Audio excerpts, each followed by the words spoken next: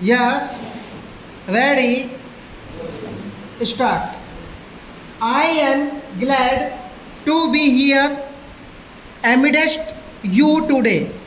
Punjab University had acquired a prominent place in the intellectual map of India long before independence.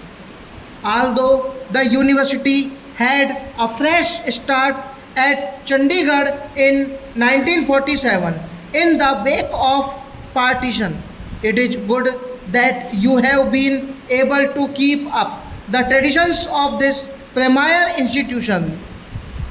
The success of a university is measured not merely in terms of the number of students enrolled or teachers employed, but in its ceaseless endeavor to attain peaks of excellence and the quality of intellectual leadership that it offers to the young generation. I am happy that you have been able to maintain three ideals of a university, and I congratulate the university's teachers and students of Punjab University for their achievements.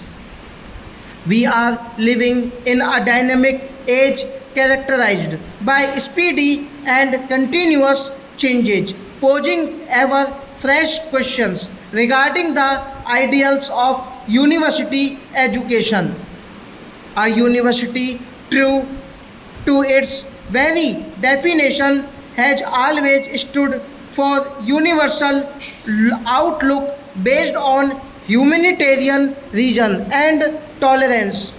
The success of a university consists in its capacity to produce independent thinkers endowed with strength of character.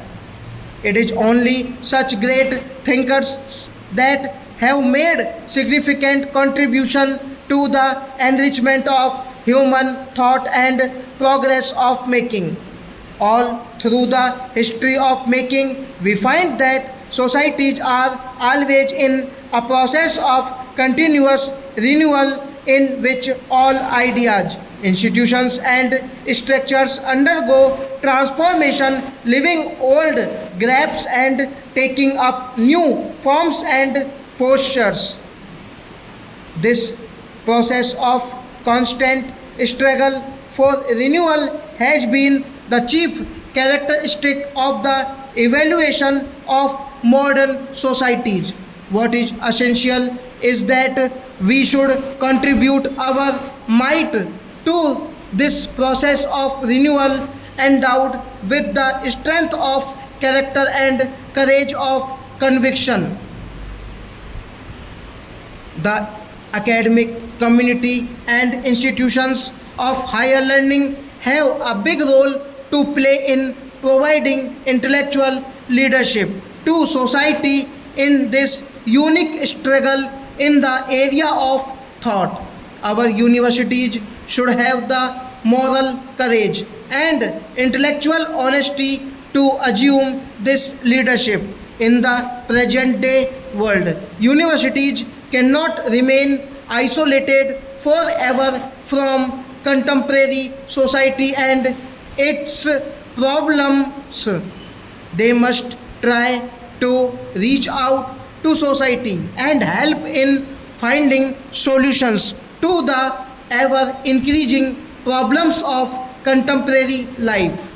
This active participation of universities in the life of the community will go long way in enriching the quality of life of the community at large. We are passing through a time of severe stresses and strains. Some of the social tensions around us today we are thrown up by the very process of our own social development. We are decisively moving from the rigid traditions of a distant past and are on the threshold of an irreversible trend towards new horizons on the road of modernization. Our industry, agriculture, education, health, all are fast developing. Science and technology are slowly but surely becoming a way of our life. And yet, emotionally, we are not able to make any decisive break with the past. Our emotional attachments are still conditioned by old traditions. Presumably, it is this conflict in the process of development that is reflected in the current situation with occasional outbursts of fury on matters like regionalism, religion, community, caste, and so on. It is true that language, religion, ways of life are all parts of our cultural heritage.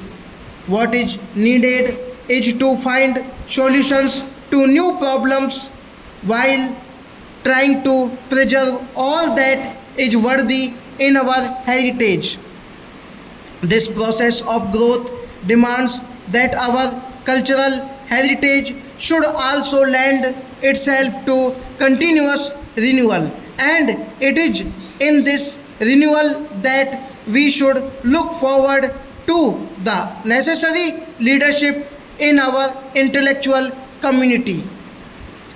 It is this ability to provide intellectual leadership that is expected of our universities.